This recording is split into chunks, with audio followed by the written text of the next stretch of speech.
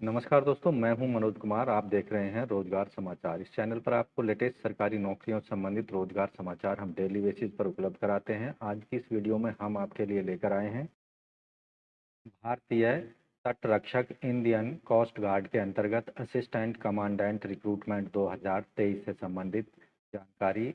Online आवेदन मांगे गए हैं योग्य भारतीय नागरिकों से। टोटल पदों की संख्या है 46।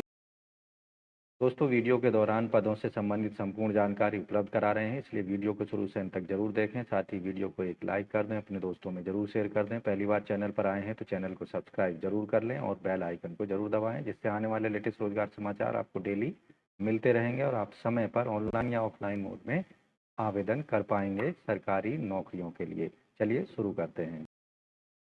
सब्सक्राइब करें लेटेस्ट रोजगार समाचार के लिए, साथ ही ऑल नोटिफिकेशन के बेल आइकन को जरूर दबाएं। आओ शुरुआत करें नए कल की।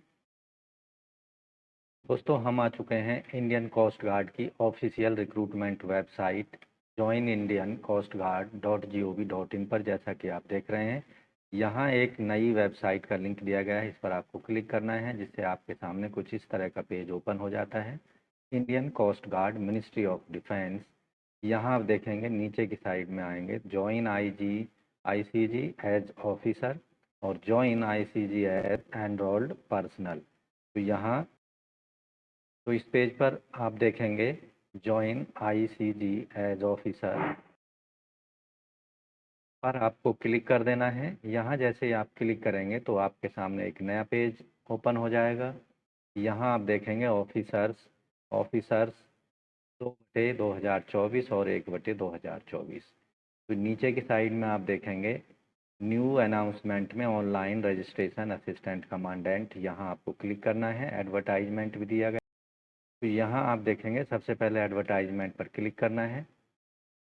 Join Indian coast guard, ministry of defence as assistant commandant, general duty, technical, engineering and electrical, electronics and law for 2/2024 batch.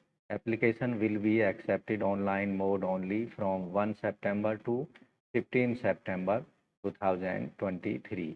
तो 15 सितंबर तक आप इन पदों के लिए ऑनलाइन आवेदन कर सकते हैं। इंडियन कोस्ट गार्ड में आपको बता दें, assistant commandant group A gazetted officers के पद हैं। केवल ऑनलाइन मोड में आप आवेदन कर सकते हैं। एलिजिबिलिटी क्राइटेरिया यहाँ पर जनरल ड्यूटी के लिए आयु सीमा रखी गई है 21 साल से 25 साल के बीच।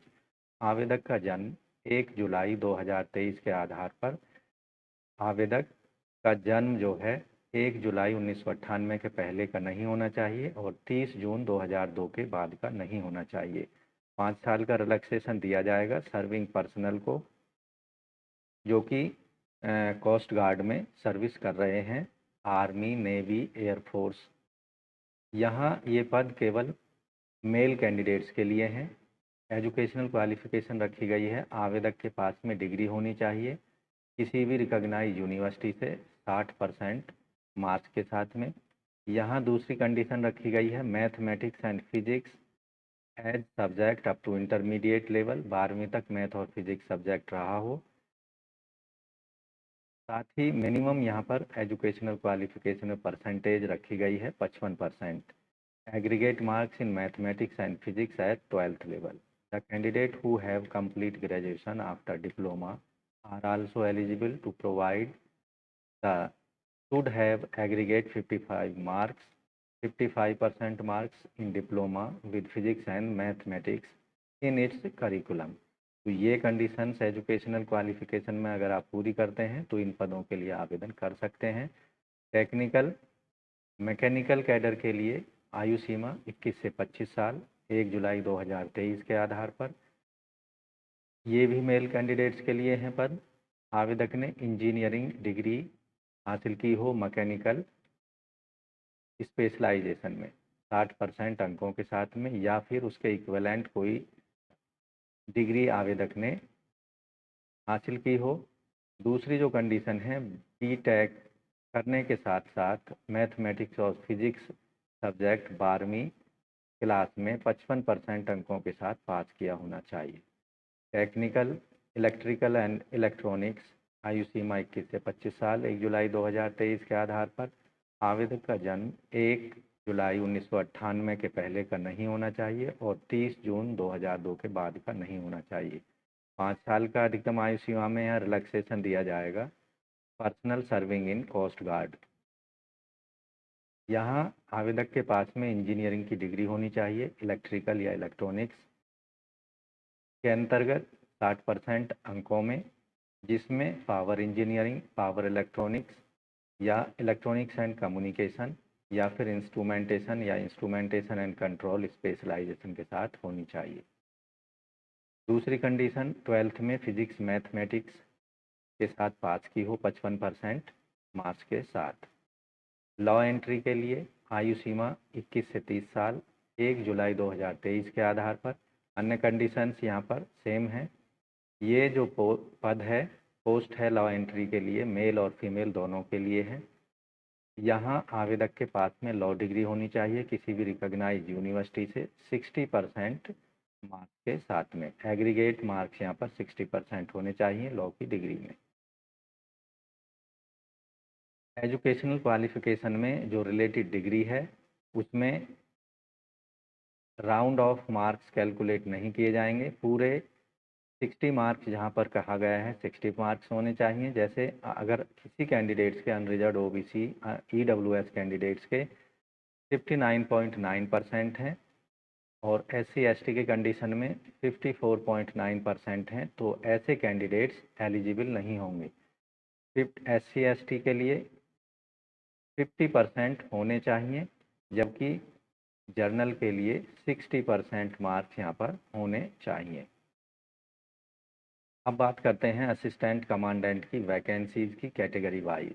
जनरल ड्यूटी GD की 25 वैकेंसी हैं टोटल, जिनमें से SC की 4 हैं, ST की 2, OBC की 6, EWS की 1 है और अनरिजर्व की 12 है। टोटल 25 वैकेंसी हैं। टेक्निकल की हैं टोटल 20 वैकेंसी, जिनमें से SC की 3, ST की 1, OBC की 4, माफ़ कीजिए 5, EWS की 1 और अनरिजर्व की हैं 10। टोटल 20 हैं। लॉ कैडर में केवल 1 वैकेंसी है, ये अनरिजर्व कैंडिडेट्स के लिए है। ओवरऑल वैकेंसी आप देखेंगे 46 हैं, जिनमें से 7 कैंडिडेट हैं SC के लिए, ST की 3 हैं, OBC की 11, EWS की 2 और अनरिजर्व की 23 वैकेंसी हैं। वैकेंसी टेंटेटिव है, जो कि घट या बढ़ सकती है। एडिशनल एलिजिबिलिटी क्राइटेरिया यहाँ पर आप डिटेल में देख सकते हैं। एम्प्लॉयमेंट न्यूज़ से संबंधित विज्ञापन में टाइप्स ऑफ कोर्स यहाँ पर देख सकते हैं, कौन सा कोर्स मैंडेटरी है, और सिलेक्शन प्रोसीजर यहाँ आप देखेंगे। Selection of assistant commandant is based on all India order merit which is based on the performance candidate in various stage 1 to 5 of examination. Stage 1 CG CAT, यानी ये जो stage है सभी कैटेगरी या सभी ब्रांचेज के कैंडिडेट्स को computer आधारित ऑनलाइन स्क्रीनिंग टेस्ट देना होगा। Test will be conducted in designated centres located all over India. Test comprises 100 multiple choice MCQ questions, carry 4 marks for each correct answers and 1 marks for each negative mark। यानी अगर आपका एक question गलत हो जाता है तो उसके लिए पूरा 1 अंक काट लिया जाएगा और हर सही उत्तर के लिए 4 अंक दिए जाएंगे।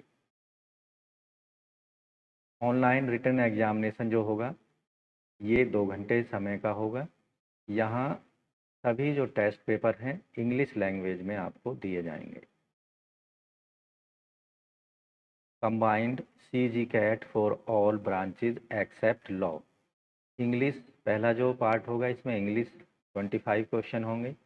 दूसरे पार्ट में रीजनिंग न्यूमेरिकल एबिलिटी के 25 क्वेश्चन होंगे। सी पार्ट्स में जनरल साइंस मैथमेटिकल एप्टीट्यूड के 25 क्वेश्चन होंगे और जनरल नॉलेज के 25 क्वेश्चन होंगे।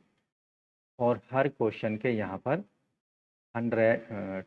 4 मार्क्स दिए जाएंगे, यानी यहाँ पर जो टोटल मार्किंग होगी वो 400 की होगी और टोटल ड्यूरेशन 4 घंटे का होगा। टेक्निकल पोस्ट के लिए स्टेज 1 में जो क्वालिफाई कैंडिडेट्स करेंगे उनको स्टेज सेकंड PSV को कंप्लीट करना होगा।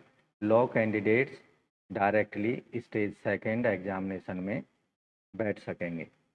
There merit list will be prepared based on their scores in stage third. Stage second जो होगी प्रिलिमिनरी सिलेक्शन बेस्ड PSV, ये केवल उन कैंडिडेट्स को इसमें चांस दिया जाएगा जो स्टेज फर्स्ट में क्वालिफाई करेंगे। स्टेज सेकंड जो है ये केवल एक दिन में कंडक्ट कराया जाएगा नोएडा, मुंबई, गोवा, चेन्नई, कोलकाता सेंटर्स पर। इस स्टेज में कैंडिडेट का जो स्क्रीनिंग किया जाएगा computerised cognitive battery test CCBT के द्वारा। Picture perception and discussion test लिया जाएगा। The CCBT will be in English only and will be of objective type. During PP and DT, candidate are expected to speak and discuss in English only. However, they are free to speak in Hindi if they wish to do so.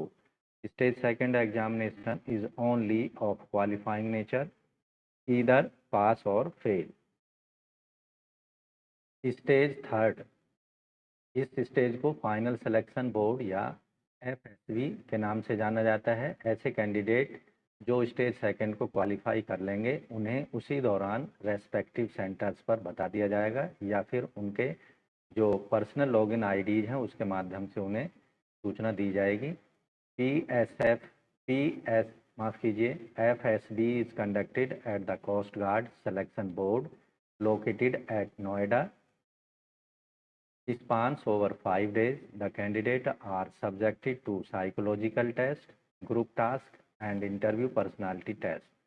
Final selection will be conducted tentatively during January to April 2024. All documents should be produced in original during the FSB. Board conference held on last day and thereafter recommended candidates are sent to stage 4 examination or initial और special medical examination. Stage 4 जो होगी वो medical examination से संबंधित होगी। ऐसे candidate जो stage third को क्वालिफाई कर लेंगे उन्हें स्टेज 4 में मेडिकल एग्जामिनेशन से गुजरना होगा। Special medical examination base hospital new Delhi में कंडक्ट कराया जाएगा। स्टेज 5 जो होगी ये इंडक्शन टाइप की होगी। Candidate who clear stage 4 and stand in all India merit list as per the vacancy available will be provisionally selected for training and will be required to report at INA Azhimala for naval orientation course as per the instructions. All Indian merit list will be based on combined marks of stage 1 and stage 2. Candidate reporting at INA Azhimala for training will first undergo photo and biometric verification. तो ये stage 5 पर आपको complete करानी होगी। ऐसे candidate जो stage 4 वो complete कर लेंगे उनको INA Azhimala में ट्रेनिंग के लिए बुलाया जाएगा। यहाँ कंपलसरी डॉक्यूमेंट्स की लिस्ट दी गई है जो सभी कैंडिडेट्स को initial online application for stage second के लिए जाने से पहले ऑनलाइन मोड में अपलोड करने होंगे स्कैन कॉपी। उसके बाद यहाँ लिस्ट डॉक्यूमेंट्स की दी गई है uploaded bye candidate if shortlisted for stage second PSB के लिए। इसी के साथ यहाँ इम्पोर्टेंट इंस्ट्रक्शंस दी गई हैं डॉक्यूमेंट अपलोड करने के रिगार्डिंग। सभी जो डॉक्यूमेंट्स हैं JPG या JPEG फॉर्मेट में अपलोड करने हैं 10 to 100 KB साइज के, जैसे photo, thumb, signature, image etcetera. The file of each document upload has been between 50 to 150 KB. Examination fees SC/ST candidates को छोड़कर अनरिजर्व्ड EWS और OBC कैंडिडेट्स को 250 रुपये फ़ीस पेमेंट करनी है ऑनलाइन मोड में credit card, debit card, net banking या UPI का प्रयोग करके। फीस पूरी तरह यहाँ पर नॉन रिफंडेबल होगी, किसी भी परिस्थिति में उसको वापस नहीं किया जाएगा। Assistant commandant GD and technical के पदों के लिए आवेदक की जो ऊंचाई है, लंबाई है 157 सेंटीमीटर कम से कम होनी चाहिए। Reduction in height candidate from hilly areas and tribal areas will be accordance with the central government regulation. यहाँ जो वेट है प्रोपोर्शनल टू हाइट ±10% एक्सेप्टेबल होगा। चेस्ट यहाँ पर 5 सेंटीमीटर का एक्सपेंशन होना जरूरी है। आई साइट यहाँ 6x6 की होनी चाहिए। असिस्टेंट कमांडेंट के इन पदों के लिए जो टेंटेटिव शेड्यूल रखा गया है एग्जामिनेशन और डाउनलोडिंग ई एडमिट कार्ड का, जीडी के लिए फर्स्ट स्टेज में दिसंबर 2023 में, सेकंड स्टेज जनवरी 2024, थर्ड स्टेज के लिए अप्रैल 2024 और फोर्थ स्टेज के लिए जनवरी से मई के बीच में 2024 और स्टेज 5 मिड जून 2024 तक। इसी तरह टेक्निकल इलेक्ट्रिकल के लिए यहाँ आप देखेंगे दोनों ही कंडीशन में, लॉ की कंडीशन में ही ये सभी स्टेजों में एक समान डेटों पर एडमिट कार्ड अवेलेबल होंगे और उनके जो stage 1, stage 2, stage 3, stage 4, stage 5 के जो एग्जामिनेशन है वो कंडक्ट कराए जाएंगे। तो दोस्तों, भारतीय तट रक्षक इंडियन कोस्ट गार्ड के अंतर्गत असिस्टेंट कमांडेंट के इन पदों के लिए अगर आप सारी एजुकेशनल क्वालिफिकेशन, आयु सीमा, ये क्राइटेरिया पूरा करते हैं तो इन पदों के लिए आप अंतिम तिथि 15 सितंबर 2023 से पहले ज़रूर अपने आवेदनों को सबमिट कर दें, फीस को जमा कर दें। तो इस तरह से आप इन पदों के लिए आवेदन करवाएंगे 15 सितंबर 2023 तक। तो दोस्तों, आशा करते हैं दी गई जानकारी आपको अच्छी लगी होगी, इसलिए वीडियो को अभी एक लाइक कर दें, अपने दोस्तों में ज़रूर शेयर कर दें। पहली बार चैनल पर आए हैं तो लेटेस्ट रोजगार समाचार डेली प्राप्त करने के लिए सब्सक्राइब कर लें और बेल आइकन को जरूर दबा दें। मिलते हैं लेटेस्ट रोजगार समाचार लिए नई वीडियो में, तब तक के लिए धन्यवाद। आपका दिन